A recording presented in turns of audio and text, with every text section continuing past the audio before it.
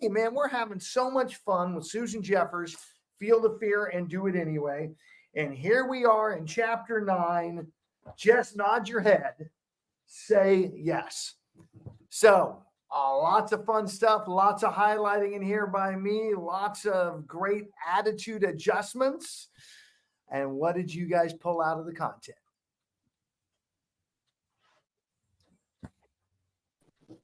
I thought this is excellent.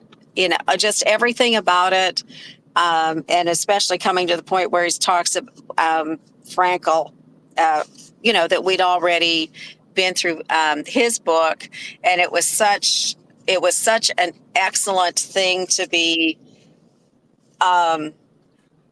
such an excellent thing to be doing. And saying yes means getting up and acting on your belief that you can create meaning and purpose in whatever life hands you. I mean, that's the essence of it all. The examples that he gave, that he drew out of here were so important, or that she drew out of here were so necessary and so important. And I mean, we've all been through something, and I think the most impactful one, uh, I've often I've understood that disease has a source. It doesn't matter if it's cancer, doesn't matter if it's epilepsy, and to see the connection that he made between epilepsy and serious loss was just life-giving for me as I talk to people who have epilepsy and who have seizures and things. I'd not seen that connection before, so it's life-giving. Awesome. And since you're driving, I'll bring these parts in for you because Oh, she I'm didn't. I'm not driving. I'm not driving. Doug is. That's okay. I know I still didn't see a book. So let me read these sections in for you guys because it's important. The section on Viktor Frankl, because a friend of hers gave her the book and said, "You need to read this." And she was upset to learn that Frankel's book was written about his experience in the concentration camps, a subject she had avoided. It was frightening to her, and she really didn't want to read it. And yet she came back to his words that it's really important for you to read this book. So she did. And here was her biggest takeaway. It's at the end of the book, and it's an amazing paragraph that I want all of you to hear, just in case some of you haven't read the book. The experiences of camp life show that a man does have a choice of action. There were enough examples, often of a heroic nature, which proved that apathy could be overcome, irritability suppressed. Man can preserve a vestige of spiritual freedom, of independence of mind, even in such terrible conditions of psychic and physical stress. We who lived in concentration camps can remember the men who walked through the huts, comforting others, giving away their last piece of bread. They may have been few in number, but they offered sufficient proof that everything can be taken away from a man but one thing, the last of all human freedoms, to choose one's attitude in any given set of circumstances, to choose one's way. I'm going to say that one more time. To choose one's attitude in any given set of circumstances, to choose one's way.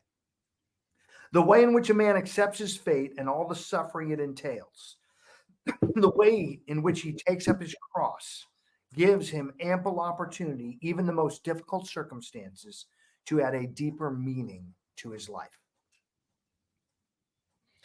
I mean, we look at the things in our life. Oh, this is so tough.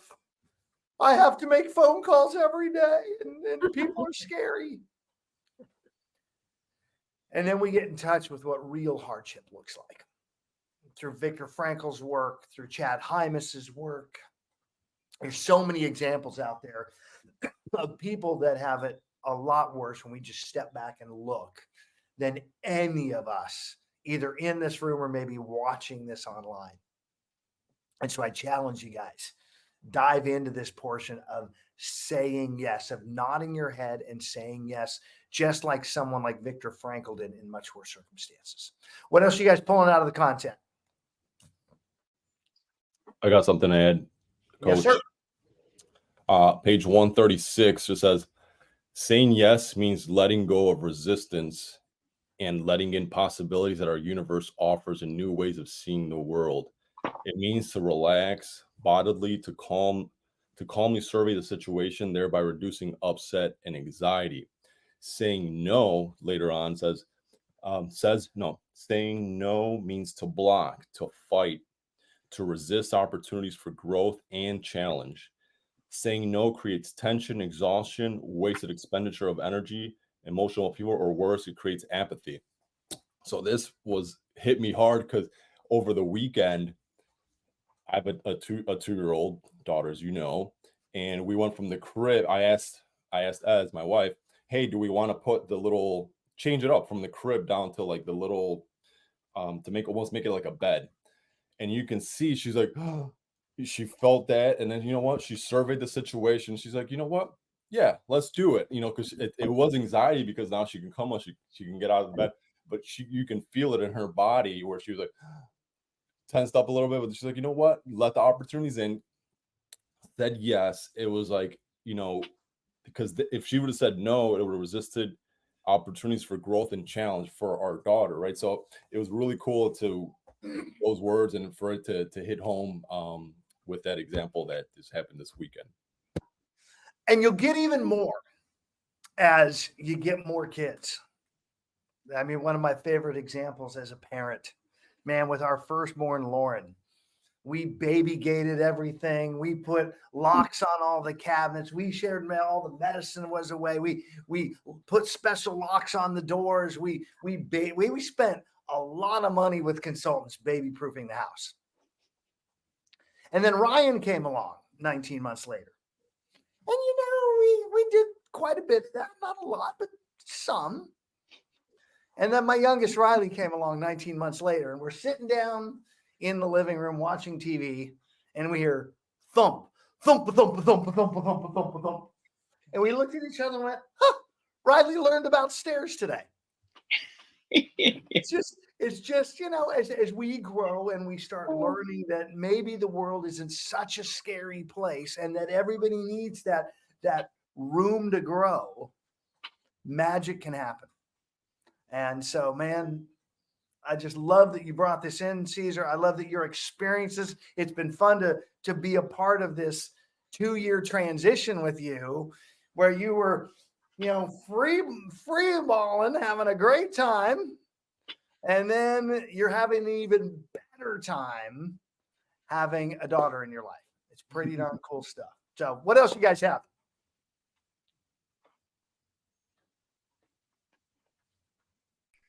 You know, in regards to what you were saying about Viktor Frankl, um, my way of thinking about that is the most powerful person in the world is the person who could give a damn.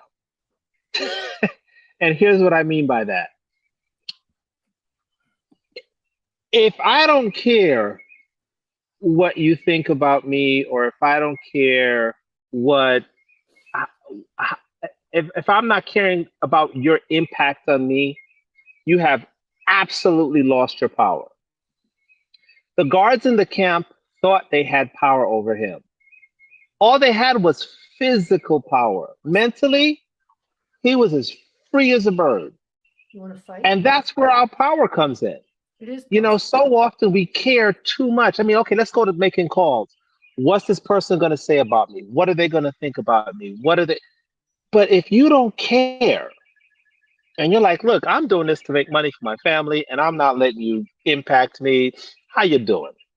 Man, you have so much power. Let's keep the power that we have. Let's not give it away. Does that make sense to everyone, or am I just talking about a cliff? No, it does. And I want to add a layer of clarity to it, client, because you brought up an important mix that we make. There's power, and then there's force. The guards had force. they truly didn't have power. That was the big difference. I mean, you watch one of my favorite, most powerful people on the planet, Mr. John Maxwell.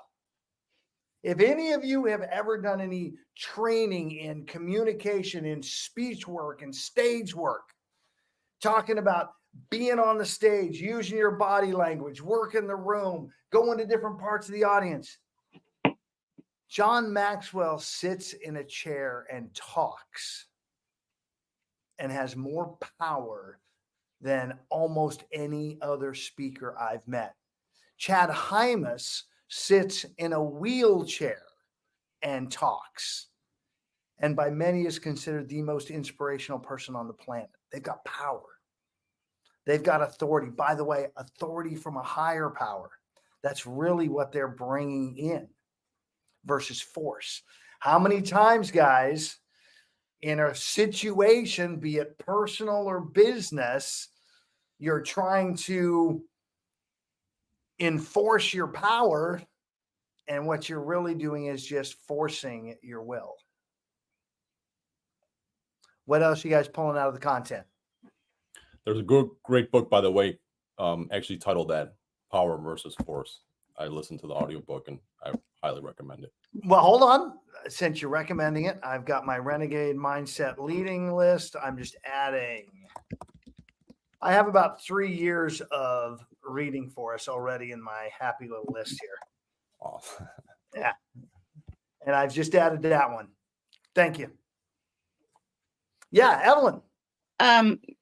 Not with this book, but John Maxwell, if you go to his site, you can order the book. But if you order it from Amazon, if you give him the order number, he is giving a seminar. It's in the evening. I can't find it right now, but just sign up. It's free. Is that the one related to ordering his book, High Level Leadership? Yes. Awesome. Which we're going to be reading in May. Yes. We're going, just so you guys know or remember, we're going into the Ultimate Sales Machine on Monday, and then we are going into High Level Leadership after that. That book is being released May 7th. I was optimistic that with our schedule, we could get to it on its release date. And I know we're going to push a little longer in. So, yeah, it's okay. Where's our whole reading list, by the way? What?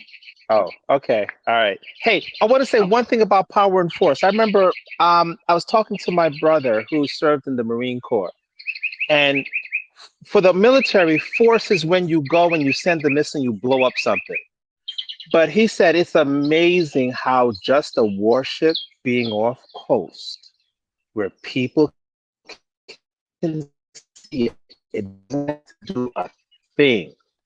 It's the ability for the power to be projected quietly.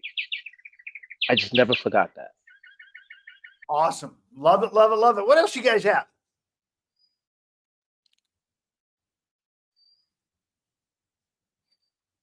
I'm seeing movement, Jill. I don't know if that is movement for us or for others. No, I'm sorry. I'm at work. I'm listening and working. That's okay. You still gave us a nugget. I'll take that. Could you please tell me the books one more time, please? Just as I was writing them down, I forgot. Yeah, the next one is Chet Holmes' Ultimate Sales Machine. There you go. With Amanda Holmes. That's is that the With Amanda Holmes, Caesar? Or is that the older one? Yes. Okay, cool. With Amanda. Yeah, that's the one we want. I'm going to work on getting Amanda in with us to share and chat. And then after that, we're going to do High Level Leadership by John Maxwell. Thank you. You got it. I've met him. Yes. What else on the content, everybody? This on page 144 ties into what we talked about a few days ago. I highlighted, we often automatically feel that negative thinking is more realistic than positive thinking. It ties into what we were talking about before, where we feel these expectations sometimes is not positive or it's not realistic. And so I just highlighted that because it rang a bell from our other conversations that we've had. Yeah, no, I mean, there's so much of this that is tying together one piece over the other. And I love the opening of this chapter. Just say yes to your universe. Just say yes instead of no. I mean, how often when something's showing up in your life, are you saying no? Without analyzing, without thinking. Imagine for a moment, for those of you that have done anything recruiting wise, how often is somebody saying no out of the gate without even knowing what's really going on? It's this concept of being open-minded versus closed-minded, open to opportunity versus fear of what might happen. That's really what this chapter is diving into. And I definitely want you guys to get into the 5 steps to help you implement this. So what else do you guys want to talk about? I like how Hey, I love it. You're all jumping in. So I saw Kara and then I think Evelyn. Kara, you're going. one of the steps to saying yes is to relax. And I think that's just funny. This is about facing your fear, and she's telling you to relax. So that's a whole nother bear that I'm struggling with. Are you struggling with relaxing? Why do you ask? Well, because you brought this chapter up or this section I up. know. Yeah. Yeah. Relaxing is not something I'm that awesome at yet. So what would have to happen for you to choose taking time to relax? Taking time just to start beginning that habit?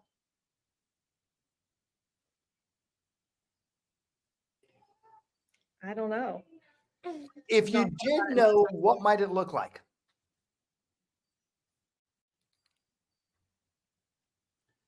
If I did relax, what would it look like? Sure. Giving my children to someone for a minute. Okay. Have you ever done that before? Yes, but I do it very guiltily. I feel like I shouldn't be taking that time because they're not anybody else's kids. They're mine. I made the Well, decision. I have to a quick question for you. Quick question for you. Who have you passed your kids off to before? Well, I mean, besides Sean, our parents. Your parents. Let's just stop there a moment. Joe, I wish your camera was on. Who else in this room is a grandparent? Evelyn, Yes. can we chat a second? Yes. Do you like your grandkids more than your own children? Yes. Do you like spending time with them? You bet. So, Kara, I just have to ask, why would you be so selfish that you would rob them of that blessing? Okay. Wow. Yeah. Yeah. Because I just question for you in this as we're bringing a different view to it. You thinking you have to take care of your children. Who is that about? So is that selfless or is that selfish? Sounds pretty selfish if you ask me. I'm kind of there with you. So what if you put this on the schedule for every week or maybe even twice a week? What if you ask those people in your life that actually appreciate your little ones more? By the way, I hear it's all the fun with none of the responsibility when they're grandchildren, right? So what would it be like if you reached out to those folks and said, hey, talking to my coach, I've been selfish. I know you want to spend more time with the grandkids. When can we get this on the schedule? That sounds like a good plan. Now, here's the key. When you pass them off, what does that mean you have to do? I usually take the time to be productive and do other things. When you pass them off, what does it mean you have to do? that I actually have to relax. Okay. I wouldn't even say the whole time. I'll give you a little grace right now because it's your normal pattern for the both of you. And yet, absolutely, you get to choose to take some time of that to relax.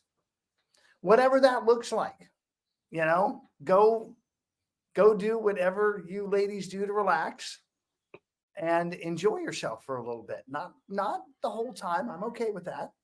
And so I challenge any of you else that's dealing with this step 3 of getting free, of getting in your power, of learning to say yes, as Kara said, is this relax piece.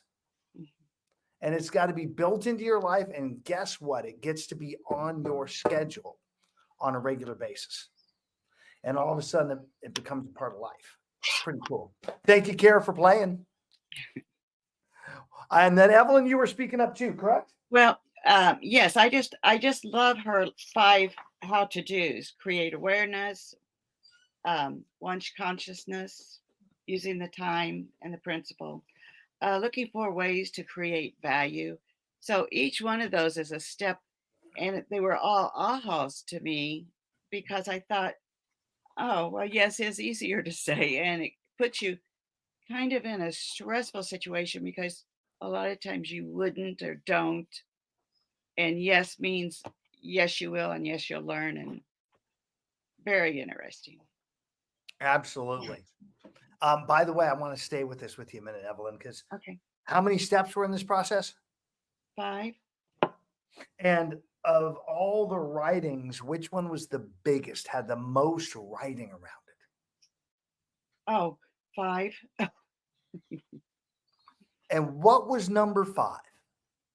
Be patient with yourself. Don't say no to your difficulty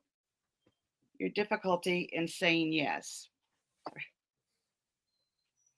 So yeah, Y'all have been saying no since you first learned that word, Mhm. right?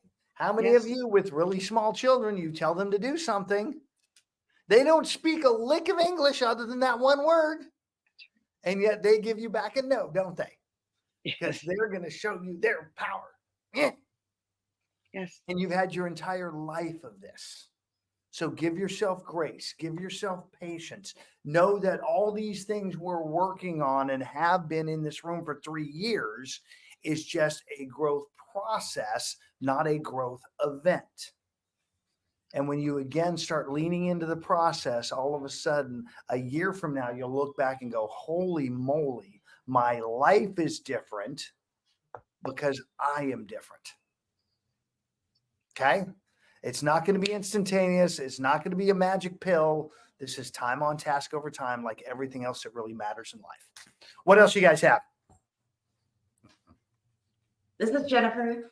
there. Well, in talking about the steps, number 4, adopting the attitude of it's all happening perfectly. Let's see what good I can create from this situation, and bringing it to just real estate and sales. I mean, you think about like right now, I just had a deal fall apart, and it's all about having that attitude and seeing how that's going to impact our clients, right? Because if we're upset and frustrated, they're already upset and frustrated. And I think if we are able to bring that kind of positivity to the situation, it's going to create a little bit of, hopefully, a little less anxiety for them because they feel like they're going to follow your lead. So it's a good reminder. Yeah. And again, just knowing what's in your control and what's out of your control. Part of this saying yes is saying yes to everything out of your control that's truly out of your control. Now, here's one of the interesting parts. A lot of times do we put something in the it's not in my control box that actually there's something you could do about it. Okay. So keep that in mind. Saying yes is looking for those opportunities. Saying yes is looking for your DNA in the situation and what you have. And it's also acknowledging those true things that are out of your control. One of my favorite places in coaching language is the difference between an objection and a condition. An objection is just a question in the mental state of whoever you're speaking with that you haven't adequately addressed yet. That's all it is. It can be framed a lot of ways. It can be framed as blame and anger and whatever, and yet it's still truly an objection. A condition is something you cannot do anything about. Give you a great example. The buyer, I've got one right now that I'm dealing with two of my coaching clients on. The buyer discovers that there's only one heating and air system in a 2-story, 3,700 square foot house that's only 5 years old, and they're freaked out by it. They don't believe it works for that size house. They don't believe it's adequate for that size house, and therefore they want to cancel the contract. Many agents would look at that as a condition. Nothing I can do about it. Yet it really is an objection. We had a lot of great conversations yesterday about it to give them language to go back to their client with and turn it into an objection that the client now understands as an objection. Second example, we're about to close escrow on a husband and wife house, and the wife dies and she doesn't have a will. Oh, Is that a condition or an objection? it's a condition. Exactly. Unless you have the miracle of Jesus and can raise people from the dead, that is a condition, and there's not a darn thing you can do about it. So conditions are rare. And yet in those cases where it is a condition, this is where you get to say yes to the condition. Deal's falling apart. What can I learn from this? How can I be more proactive? What can I do? By the way, she had been ill for a long time. She was in hospital and hospice. So my learning lesson might have been that we get the paperwork signed earlier or a power of attorney. Well, power of attorney wouldn't have mattered because she went on. We get everything signed ahead of time. There's always something to learn, and it was a great experience, and I got to learn from it.